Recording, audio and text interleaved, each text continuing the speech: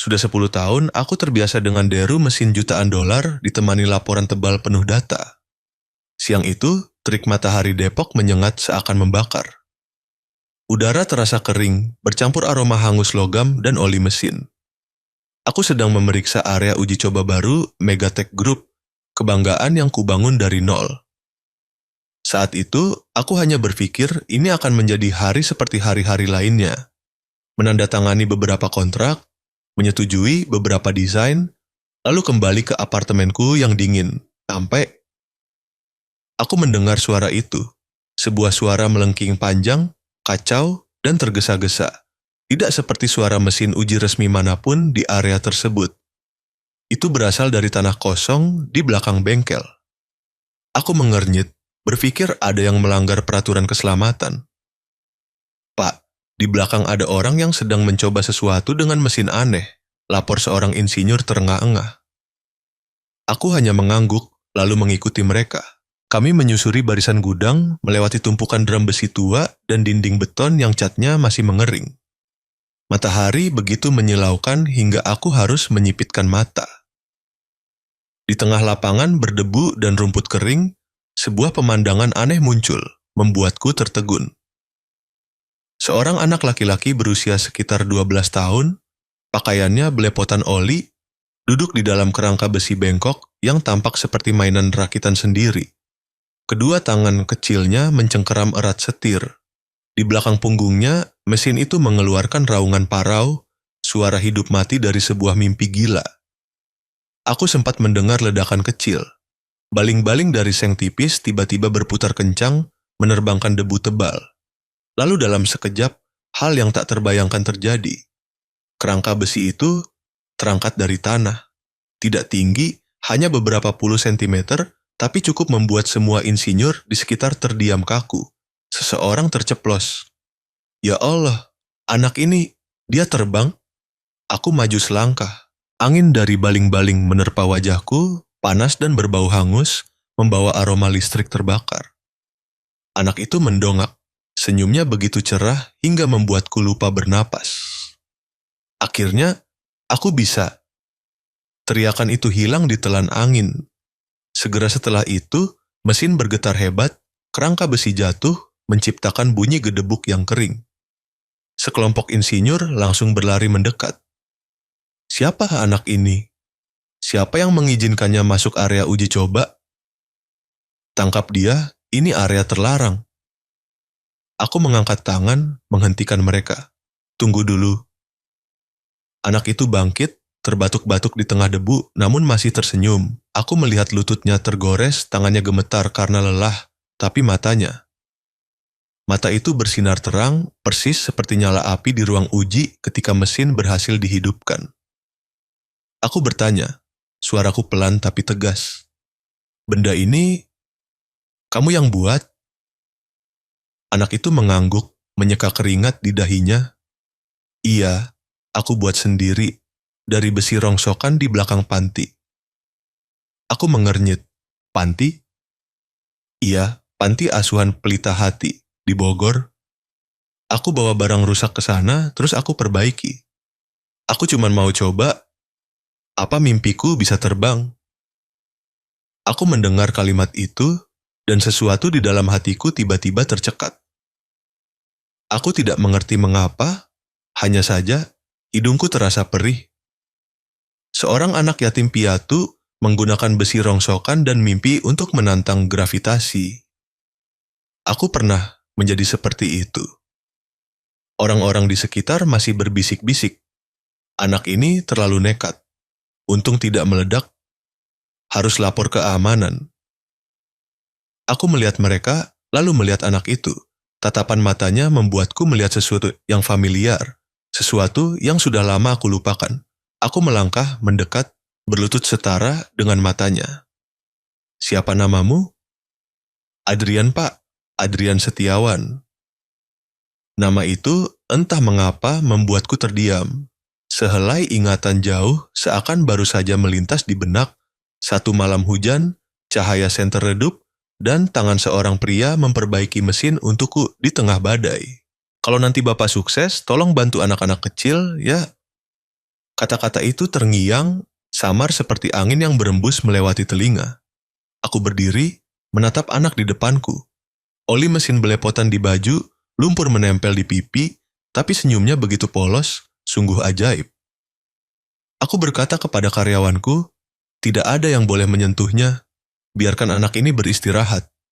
Dan bawa kerangka besi itu ke laboratorium. Aku ingin melihatnya. Semua orang terkejut. Aku, seorang CEO yang terkenal ketat, baru saja melindungi seorang anak tak dikenal yang menyusup ke area terlarang. Tapi aku tahu aku tidak bisa pergi. Anak itu menunduk dengan sopan berterima kasih. Terima kasih, Om. Aku cuma mau tahu rasanya terbang itu seperti apa. Aku tersenyum tipis, merasa asing dengan diriku sendiri. Kamu sudah terbang, Adrian? Walaupun hanya beberapa detik, tapi sayap yang sesungguhnya bukan terbuat dari besi, melainkan dari keyakinan. Dia mendongak, matanya yang jernih memantulkan cahaya matahari yang menyilaukan. Tatapan mata itu tiba-tiba membuatku melihat sesuatu yang selama ini aku lupakan. Alasan mengapa aku pernah memulai. Aku memberitahu asistenku bahwa anak ini ke kantorku, aku ingin bertanya lebih banyak. Mereka menatapku terkejut, sedangkan aku, untuk pertama kalinya setelah bertahun-tahun, merasa hatiku tidak lagi dingin. Aku tidak tahu mengapa, aku ingin memahami anak itu. Ingin tahu mengapa di matanya terdapat cahaya yang telah aku hilangkan. Aku sama sekali tidak tahu keputusan kecil itu akan mengubah seluruh hidupku. Dan kemudian, saat mobil yang membawa Adrian melintas, dia menoleh ke belakang, tersenyum. Seberkas cahaya berkilauan memantul pada jam tangan tua di pergelangan tangannya. Cahaya yang membuatku terkesiap. Aku menyadari aku pernah melihat jam tangan itu sudah sangat lama. Siang itu, suara dari langit Bogor tidak hanya membangunkan mimpi seorang anak, tetapi juga membangunkan dalam diriku hal yang telah dilupakan oleh tahun-tahun dingin dunia bisnis. Semangat hidup dari sebuah keyakinan. Aku masih ingat dengan jelas momen itu. Seorang anak yang belepotan lumpur, sebuah mimpi yang compang-camping, dan sebuah suara yang membuatku harus bertanya pada diri sendiri. Mungkinkah justru kita, orang dewasa, adalah yang lupa cara percaya pada keajaiban? Jika itu kamu, di tengah dunia logika dan batasan yang seolah tak terhindarkan, apakah kamu akan berhenti ketika melihat seorang anak berani menantang langit dengan mimpinya? Silakan tinggalkan komentar Sabtu. Jika kamu percaya bahwa terkadang hal yang membuat manusia terbang bukanlah mesin, melainkan keyakinan. Aku masih ingat keesokan paginya ketika anak itu, Adrian, dibawa ke kantorku. Baju seragam pantinya sudah lusuh di bagian kerah, sepatunya berlumpur, dan di tangannya masih melingkar jam tangan tua yang tergores. Aku tidak mengerti mengapa aku begitu memperhatikan setiap detail kecil. Seorang CEO sepertiku yang biasa menghakimi puluhan orang hanya melalui angka, tiba-tiba merasa hatinya bergetar karena tatapan mata jernih seorang anak yatim piatu. Saat dia duduk di kursi besar ruang rapat, matanya masih memandang berkeliling, terheran-heran seakan memasuki dunia lain. Aku bertanya, kamu tinggal di mana? Di panti asuhan Pelita Hati, Pak. Di Bogor. Aku di sana sejak orang tua meninggal 3 tahun lalu. Suaranya lembut tapi jelas, tanpa gemetar, tanpa keluhan. Aku mencatat setiap kata. Orang tuanya meninggal saat dia berusia 9 tahun. Separuh dari usiaku pernah, juga hanya hidup dalam kesendirian seperti itu. Dia bercerita dengan suara yang anehnya tenang. Ayahnya Pak Seno, dulunya seorang montir mobil tua di pinggiran Bogor. Ibunya, Ibu Lestari, berjualan kecil di depan pasar. Mereka selalu mengajarkannya untuk hidup baik, bersyukur, dan tidak menyerah. Dia tersenyum. Ayahku sering bilang, mesin itu hidup kalau kita sabar mendengarnya, Nak. Aku pikir manusia juga begitu. Hanya perlu sabar, semuanya akan berfungsi. Aku mengangguk pelan. Seorang anak berusia 12 tahun mengucapkan kalimat itu. Aku mengerti. Dia tidak hanya belajar dari mesin, tetapi juga dari kehilangan. Bu Ratna, pengurus panti, kemudian datang menemuiku. Dia menunduk, matanya penuh rasa terima kasih. Terima kasih, Pak. Saya tidak tahu mengapa Bapak peduli padanya, tetapi jika Bapak melihat cara dia bekerja setiap malam, mungkin Bapak akan mengerti. Dia tidak seperti anak-anak lain, Pak. Adrian hidup dengan keyakinan, bukan dengan ketakutan. Dia bercerita, setiap malam, anak itu sering naik ke atap, duduk memandangi langit Bogor, terkadang membawa sebuah buku catatan tua. Di dalamnya penuh gambar-gambar aneh, baling-baling, roda gigi, kabel. Anak-anak di panti sering menggodanya. Adrian, kamu miskin kok bermimpi jadi insinyur? Namun dia hanya tersenyum lembut, menjawab pelan. Kalau tidak berani bermimpi, bagaimana tahu kita tidak bisa? Kalimat itu membuatku terdiam. Seorang anak yang kehilangan ayah dan ibu masih cukup teguh untuk melindungi mimpinya. Sedangkan aku, yang memiliki segalanya, sudah berapa banyak mimpi yang kujatuhkan? Bu Ratna menambahkan, Adrian punya kebiasaan aneh. Setiap kali selesai merakit sesuatu, meskipun hanya kipas tua, dia akan meletakkan tangannya di atas jam tangan di pergelangan tangan, membisikkan sesuatu. Ketika ditanya, dia hanya berkata, "Ini jam ayahku. Ayah bilang, kalau kita percaya pada mimpi, Allah akan membukakan langit untuk kita." Aku tanpa sadar melihat kembali jam tangan itu dalam percakapan pertama. Sebuah goresan melintang di kaca, kerangka baja yang memudar. Aku pernah melihat gambar itu di suatu tempat. Tapi ingatan samar itu masih enggan menampakkan diri. Sore itu, aku memutuskan untuk pergi ke Panti Pelita Hati. Itu adalah sebuah rumah kecil di lereng Bukit Bogor, dicat putih, tapi sudah menguning karena hujan dan panas. Anak-anak bermain di halaman, tertawa riang. Hanya ada satu sudut, di dekat tembok tua, penuh dengan pecahan besi, kabel, dan tutup kaleng, adalah dunia pribadi Adrian. Dia sedang asik merakit sebuah kerangka kecil. Ketika melihatku, dia terkejut, mengelap tangan dengan kain lap robek. Pak Rendra, maaf, aku tidak tahu Om akan datang. Aku tersenyum. Tidak perlu minta maaf, Om ingin melihat mimpimu seperti apa. Dia terlihat malu, lalu dengan hati-hati membuka selembar karton tua. Di dalamnya ada puluhan gambar pesawat mini, penuh dengan catatan kecil dalam tulisan tangan yang rapi. Aku membalik setiap lembar, membaca baris-baris yang polos, namun bangga jika aku bisa membuat sesuatu yang bisa terbang, aku akan membawa mimpi ayah dan ibu ke langit. Aku menatapnya, perasaan di dada seakan ada yang meremas pelan. Seorang anak yatim piatu, alih-alih menangis, memilih untuk mengubah rasa sakit menjadi sayap. Sedangkan aku, yang pernah dicintai oleh orang tua, hidup seperti seseorang yang apinya telah padam di hati. Aku bertanya, "Mengapa kamu ingin membuat pesawat?" Dia mendongak, senyumnya tenang. Karena ayahku pernah berkata, orang yang bermimpi melihat ke atas langit, orang yang putus asa melihat ke bawah tanah. Aku hanya ingin bisa melihat ke atas, Pak. Aku terdiam, mungkin sudah sangat lama, aku tidak melihat ke atas langit dengan tatapan seperti itu. Setiap hari berlalu, aku hanya melihat grafik, garis pertumbuhan, angka. Aku lupa bahwa hal yang membuat kita melambung bukan keuntungan, melainkan keyakinan. Malam harinya, saat aku meninggalkan panti, hujan turun. Aku berdiri di depan gerbang, melihat lampu di kamar Adrian masih menyala. Anak itu duduk di dekat jendela, kepalanya menunduk di atas buku catatan, matanya fokus. Pada saat itu, aku menyadari, iman bukanlah hal yang jauh. Ia bisa tersembunyi dalam diri seorang anak yang sedang mengelas potongan logam, percaya bahwa dia akan terbang. Di perjalanan menuju Depok, bayangan itu terus menghantuiku. Jam tangan tua, kalimat tentang keyakinan, dan mata yang bersinar di kegelapan malam. Aku teringat ayahku yang pernah mengajarkanku bahwa seorang pengusaha yang baik adalah orang yang tahu cara melihat nilai dalam hal yang paling kecil.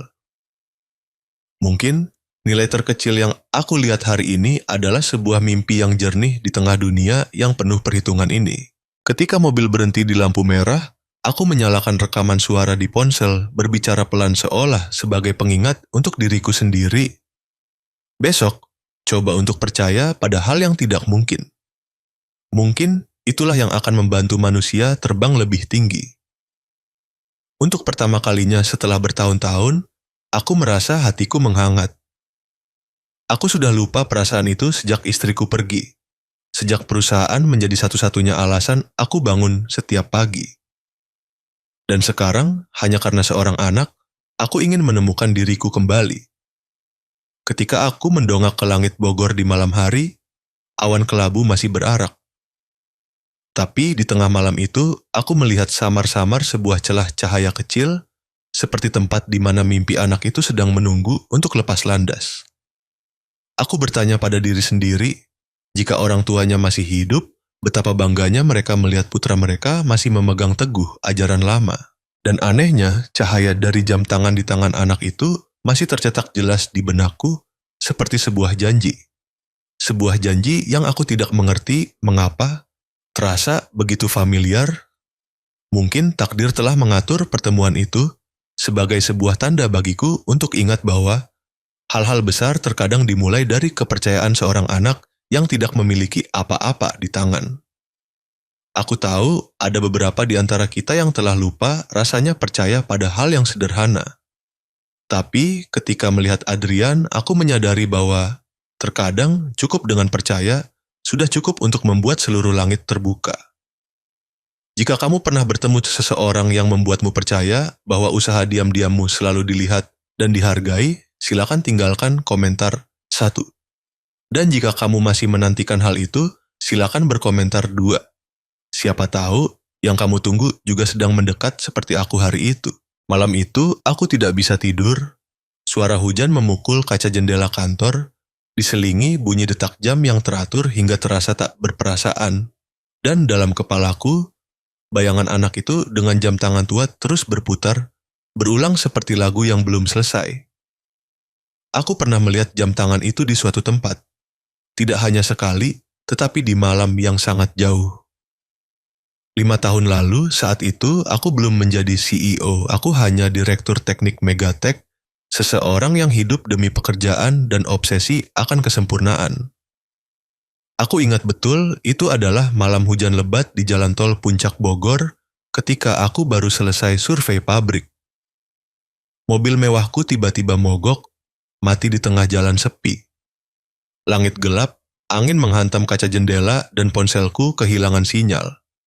Aku hanya sendirian di tengah hujan deras, perjalanan dinas yang panjang membuatku kelelahan dan mulai demam.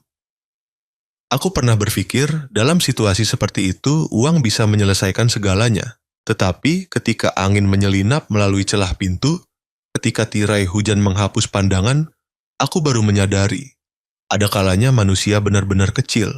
Seluruh tubuhku gemetar, kedinginan, tidak ada obat apapun di mobil. Aku berpikir apakah aku akan bisa melewati malam ini. Dan kemudian, di tengah suara guntur, ada cahaya senter kecil yang menyala. Seorang pria bertubuh kurus, bahunya berselimut jas hujan nilon, mendekat dan berbicara dengan suara yang sangat lembut. Mobilnya mogok, ya Pak, biar saya bantu. Aku mengangguk, setengah percaya, setengah cemas. Dia membungkuk memeriksa mesin, tangan telanjang, air hujan membasahi punggung bajunya. Seorang wanita berlari dari jauh, membawa payung dan segelas teh panas. Minum dulu, Pak. Dingin begini bisa masuk angin, katanya, senyumnya selembut angin. Mereka tidak bertanya siapa aku, juga tidak takut padaku. Seorang asing di tengah malam. Hanya membantu, seolah itu adalah hal yang paling alami di dunia. Aku merasa lebih baik setelah meminum teh hangat itu. Mobil berhasil dihidupkan kembali setelah hampir 1 jam. Aku mengucapkan terima kasih berulang kali, mengeluarkan dompet. Pria itu hanya melambaikan tangan, suaranya pelan tapi tegas. Gunakan uang itu untuk membantu orang-orang yang tidak punya siapa-siapa lagi di sisi mereka, seperti Bapak hari ini. Aku ingat betul senyum itu, senyum yang percaya pada kebaikan meskipun tidak ada alasan untuk percaya. Aku tidak menyangka, itu adalah janji yang akan mengubah sisa hidupku. Hujan masih turun deras. Karena melihatku demam, Pasangan suami istri itu mengundangku ke rumah kecil mereka yang berjarak beberapa ratus meter untuk beristirahat menghindari badai. Rumah itu beratap seng, berdinding kayu, berbau lembab, bercampur aroma nasi hangat. Di atas meja hanya ada nasi putih, telur goreng, dan sambal. Namun entah mengapa, itu adalah makanan paling enak yang pernah kumakan dalam bertahun-tahun. Lalu mereka membantuku minum obat dan beristirahat. Pria itu memperkenalkan diri, "Saya Seno, Pak. Ini istri saya, Lestari." Kami berbincang, mereka bercerita tentang pekerjaan, tentang putra kecil mereka yang sedang tidur di kamar. Ibu Lestari menunjuk ke pintu yang sedikit terbuka. Anak kami, Adrian, umurnya baru 7 tahun. Dia suka membongkar-bongkar barang bekas.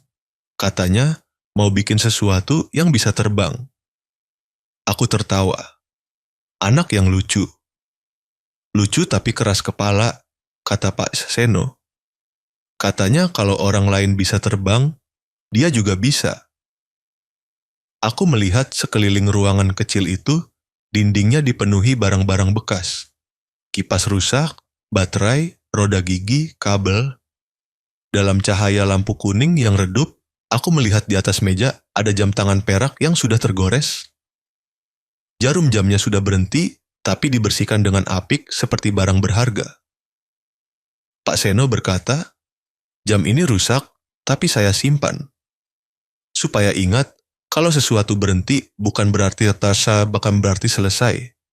Aku tidak menyangka bahwa bertahun-tahun kemudian jam tangan itu akan berada di tangan putra mereka.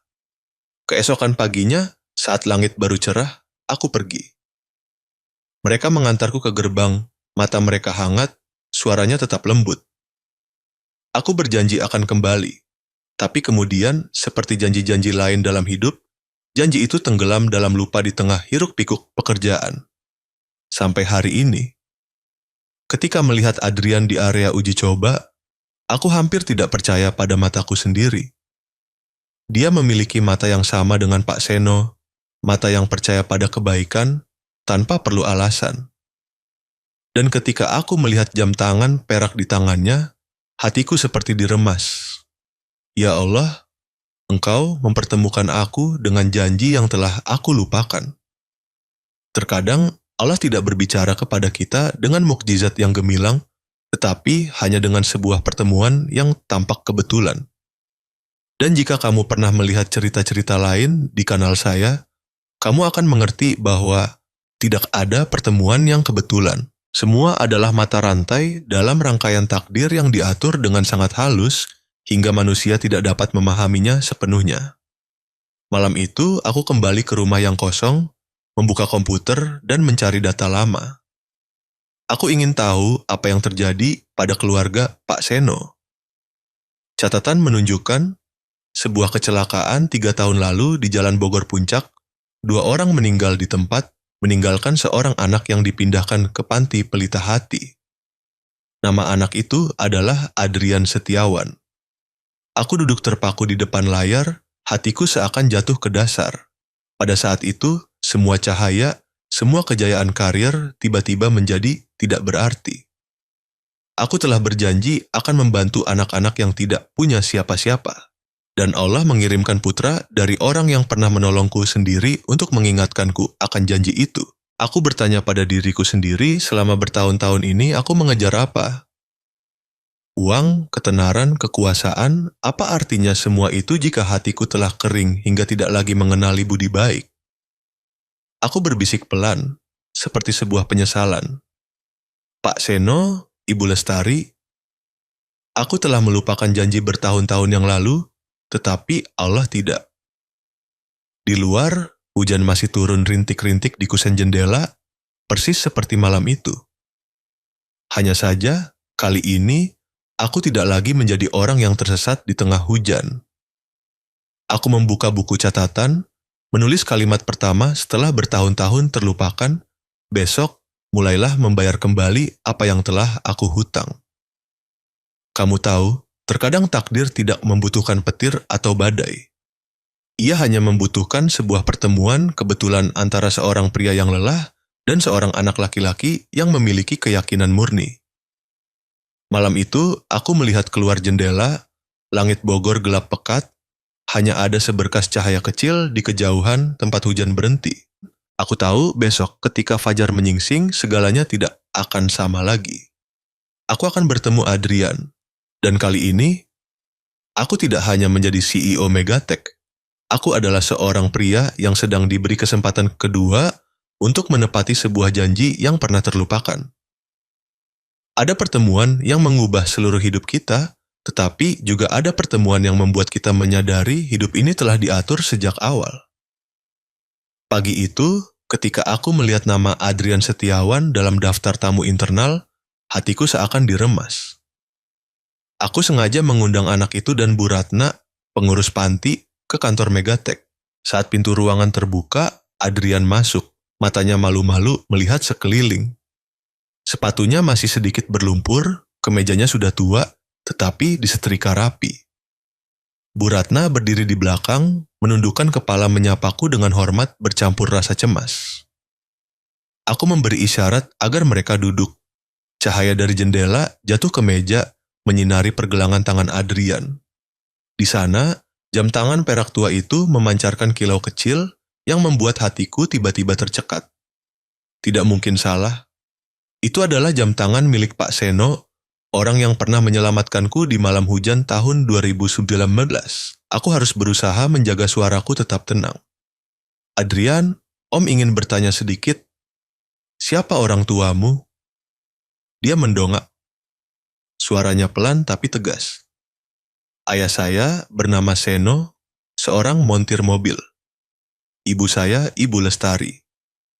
Mereka meninggal 3 tahun lalu dalam sebuah kecelakaan saat sedang dalam perjalanan pulang kampung. Seluruh ruangan hening. Aku merasakan aliran listrik mengalir di tulang punggungku. Setiap kata yang dia ucapkan seperti kunci yang membuka lebar ingatan yang selama ini aku coba kunci mati. Wajah Pak Seno yang basah oleh hujan, senyum lembut Ibu Lestari, makanan sederhana namun menghangatkan hati. Semua menyerbu. Begitu jelas hingga aku harus memalingkan wajah untuk menyembunyikan mata yang mulai basah. Aku bertanya, suaraku bergetar. Jam tangan yang kamu pakai ini milik ayahmu? Iya. Ayah bilang kalau kita percaya pada mimpi, Allah akan membukakan langit. Aku tidak bisa berkata apa-apa lagi. Hanya meletakkan tangan di atas meja, menarik napas dalam-dalam, lalu berbisik, Pak Seno, akhirnya saya bertemu kembali dengan penolong saya dalam wujud putra beliau. Bu Ratna menatapku, sedikit memiringkan kepala, sepertinya belum sepenuhnya mengerti. Aku tersenyum, berusaha menenangkan diri. Adrian, tahukah kamu, ayah dan ibumu pernah menyelamatkan nyawa Om. Kalau tidak ada mereka, mungkin hari ini Om tidak akan berada di sini. Mata anak itu terbelalak, terkejut, bercampur bingung. Benarkah ayah saya menyelamatkan Om? Aku mengangguk. Benar. Dan hari itu ayahmu mengucapkan satu kalimat yang tidak pernah Om lupakan. Kalau nanti Bapak sukses, tolong bantu anak-anak kecil yang nggak punya siapa-siapa. Jika nanti berhasil, tolong bantu anak-anak yang tidak punya siapa-siapa. Aku berhenti sejenak, menatap dalam-dalam matanya. Om telah melupakan janji itu, Adrian. Tapi hari ini, Allah telah membawamu untuk mengingatkan Om kembali. Dia menundukkan kepala. Aku melihat bibirnya terkatup rapat, bahunya sedikit bergetar. Aku tahu perasaan itu. Ketika hati kecil seorang anak tidak tahu harus senang atau menangis. Aku berdiri, melangkah ke depannya dengan suara lembut. Mulai hari ini, kamu akan belajar di ruang penelitian Megatech. Om akan membantumu terbang sebagai pengganti ayah dan ibumu. Keheningan di ruangan seakan berhenti. Adrian mendongak, matanya bingung antara haru dan ragu. Mengapa? Om melakukan ini? Saya tidak butuh belas kasihan. Saya hanya ingin melakukan apa yang saya yakini dengan usaha sendiri. Jawaban itu membuatku tertegun. Aku melihat di mata itu ada harga diri, Ada kemauan keras dari Pak Seno bertahun-tahun yang lalu. Aku tersenyum tipis, menjawab perlahan, Om tidak membantu karena belas kasihan, Adrian. Om membantu karena Om berhutang janji pada ayahmu, dan karena Om yakin kamu pantas untuk terbang. Anak itu menatapku lama, lalu menunduk dalam-dalam. Kalau begitu, saya janji tidak akan mengecewakan Om. Bu Ratna saat itu tidak berkata apa-apa. Dia berdiri diam, kedua tangan terkatup di depan dada, matanya berkaca-kaca.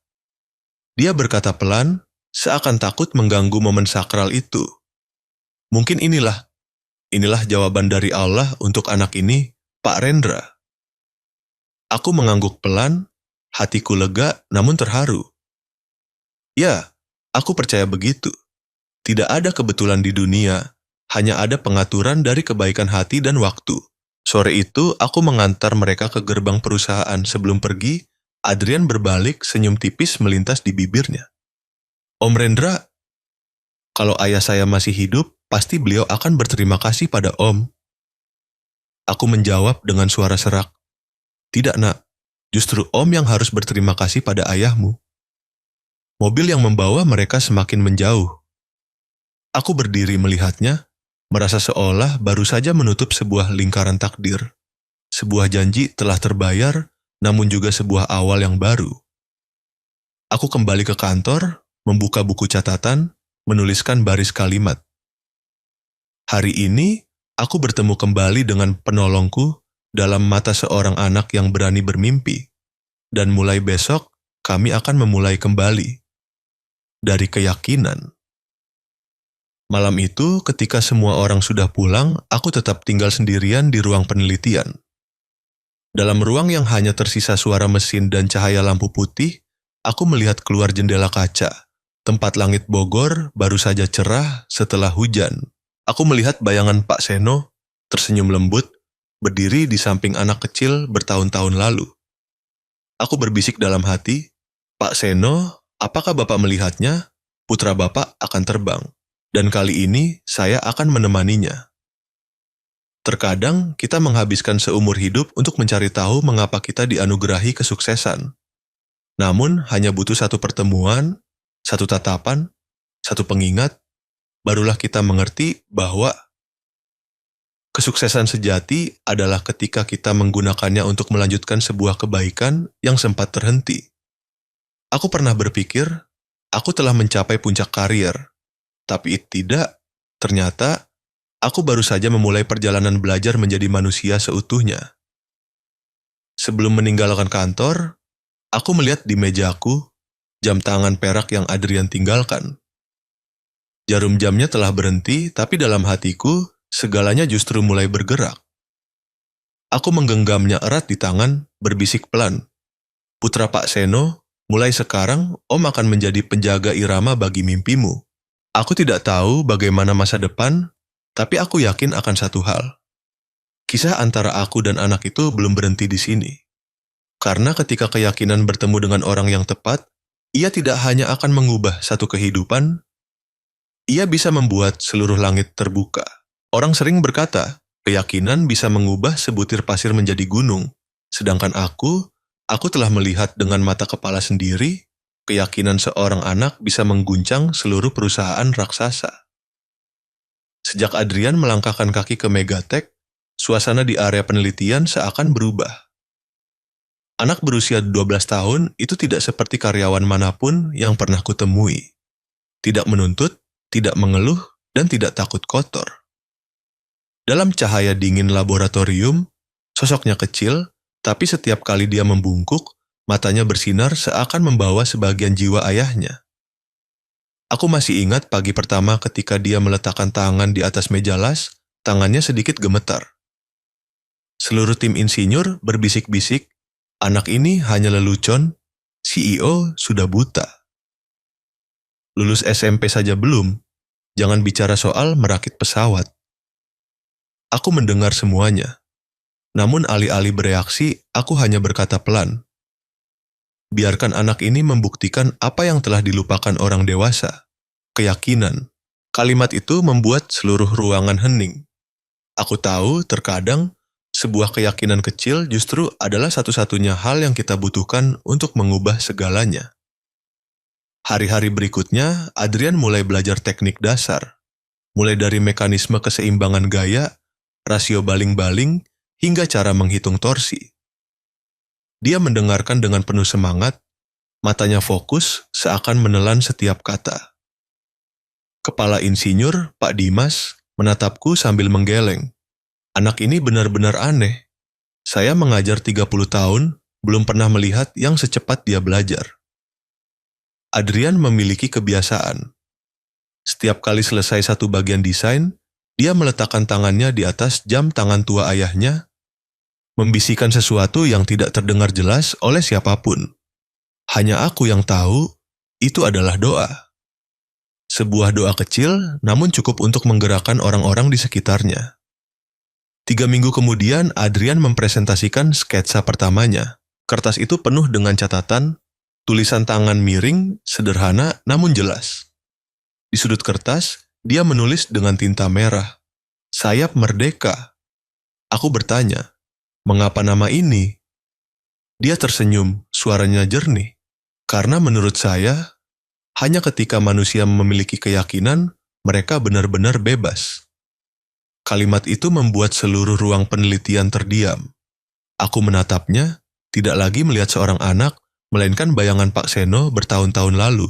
Pria yang percaya bahwa kebaikan adalah satu-satunya hal yang tidak pernah kehilangan nilainya. Malam-malam berikutnya, lampu di area uji coba Megatech tidak pernah padam lebih awal. Adrian bekerja hingga larut malam, memasang kabel, mengelas kerangka, mengatur model. Setiap kali lelah, dia mendongak melihat langit melalui jendela kaca. Matanya menerawang. Aku bertanya sekali, dia hanya menjawab, "Setiap kali melihat ke langit, saya melihat ayah dan ibu tersenyum." Aku terdiam. Hanya ketika keluar ruangan, aku baru menyadari bahwa aku sedang menyeka air mata. Lalu, suatu malam, ketika hanya ada beberapa orang yang tersisa, suara ledakan keras terdengar dari bengkel uji.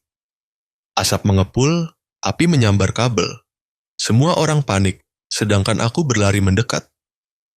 Di tengah asap itu, Adrian berusaha memadamkan api dengan jaketnya. Mesin purwarupa pertamanya hangus total. Aku menariknya keluar, membentak dengan marah. "Kamu mau mati? Kenapa tidak menunggu orang dewasa membantu?" Dia mendongak, matanya merah, suaranya tercekat. "Kalau saya tidak coba, bagaimana saya tahu di mana salahnya? Ayah pernah bilang, jatuh juga bagian dari belajar cara terbang." Jawaban itu membuatku terpaku. Aku melihat lagi di mata itu bukan hanya seorang anak, tetapi jiwa ayahnya yang hidup kembali. Kuat, teguh, dan penuh iman. Aku menghela napas, meletakkan tangan di bahunya. "Baiklah, kita akan mulai lagi. Tapi kali ini, kamu tidak sendirian." Sejak hari itu, seluruh tim penelitian Megatech turut serta dalam proyek Sayap Merdeka. Setiap orang menyumbang bagian kecil, ada yang menghitung gaya hambat, ada yang mengukur kecepatan baling-baling, ada yang mendesain kerangka. Sementara Adrian tetap menjadi jiwa proyek, dia memahami setiap detail, setiap sekrup seolah mereka bisa berbicara. Suatu malam, ketika aku bertanya apakah dia takut gagal, dia hanya menjawab, "Tidak, Pak. Saya hanya takut kalau saya tidak berusaha sekuat tenaga, ayah dan ibu akan sedih." Kalimat itu seperti jarum yang menembus lapisan baja di hatiku. Selama bertahun-tahun, aku hidup demi ketenaran, demi angka, tetapi anak ini, seorang anak yang kehilangan segalanya, hidup hanya untuk membuat orang lain tersenyum di surga. Setelah 3 bulan, model A12 Skydreamer resmi selesai. Kerangka besi ringan, baling-baling ganda, mesin kecil namun kokoh. Aku tidak percaya pada keajaiban, tetapi ketika melihat tatapan Adrian di sesi uji coba, aku tahu ada hal-hal yang tidak perlu dibuktikan, cukup dirasakan. Pagi itu, seluruh karyawan Megatech berkumpul di lapangan uji. Langit Bogor cerah setelah hujan semalam. Adrian duduk di kursi pilot, tangannya gemetar namun pandangannya tenang. Sebelum menyalakan mesin, Dia berbisik pelan, cukup untuk kudengar. Ayah, ibu, hari ini aku akan terbang. Deru mesin terdengar. Aku menahan napas. Roda bergetar ringan, lalu kerangka mesin perlahan terangkat dari tanah. Semuanya berhenti. Tidak ada yang bersuara. Hanya ada suara angin dan detak jantungku yang berdebar kencang. Dan kemudian, di bawah sinar matahari pagi, pesawat kecil itu melayang mengelilingi lapangan uji, stabil, kokoh, seperti sebuah salam yang dikirimkan ke langit. Sorakan bergema. Karyawan bertepuk tangan, insinyur berpelukan, sementara aku berdiri terdiam. Pemandangan itu bukan hanya keberhasilan sebuah proyek, melainkan mukjizat keyakinan. Adrian mendarat dengan aman, melepas helm pelindung, wajahnya berkeringat, namun senyumnya berseri-seri. Aku mendekat, meletakkan tangan di bahunya, berkata pelan, Pak Seno, utang ini telah saya bayar dengan mempercayai mimpi putra Bapak. Dia mendongak menatapku, matanya berkaca-kaca. Terima kasih Om, karena telah percaya pada anak yang tidak dipercaya siapapun. Aku menjawab, tidak, Adrian.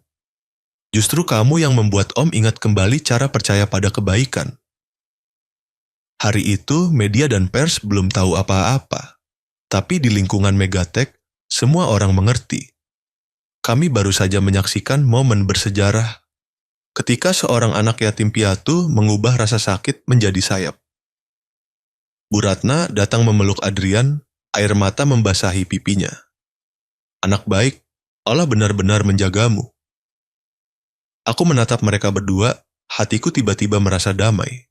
Dalam hati kecilku, aku tahu ini bukan hanya keberhasilan sains, melainkan bukti hidup bahwa iman dan ketekunan bisa membuat manusia menyentuh hal yang tampak mustahil. Ketika semua orang pergi, aku berdiri di samping kerangka pesawat kecil itu. Sinar matahari memantul pada sayap, menciptakan lingkaran cahaya seperti aura. Aku berbisik pelan, terima kasih, Adrian. Kamu telah membantu. Om ingat bahwa terkadang untuk terbang, seseorang hanya perlu percaya. Aku tahu, ini belum akhir. Anak itu tidak akan berhenti di langit yang rendah ini. Tatapannya masih melihat lebih jauh, ke arah awan di mana ayah dan ibunya tersenyum.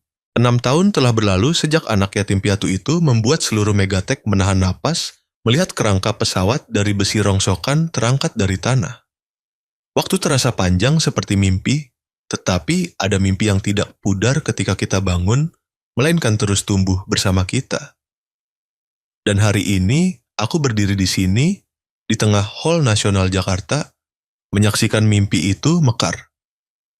Di atas panggung, Adrian Setiawan yang kini berusia 18 tahun, dalam setelan jas putih sederhana, melangkah ke podium. Dia bukan lagi anak kurus belepotan oli bertahun-tahun lalu. Mata itu masih bersinar, tetapi dalam cahaya itu kini ada kedewasaan seseorang yang telah melewati banyak kegagalan. Di layar besar di belakang adalah gambar pesawat mini Aero One, produk penerbangan sipil pertama yang dirancang dan diselesaikan oleh tim insinyur muda Megatech. Aku mendengar pembawa acara memperkenalkan Aero One, kebanggaan baru Indonesia, dipimpin pengembangannya oleh insinyur termuda Megatech, Adrian Setiawan. Tepuk tangan bergemuruh.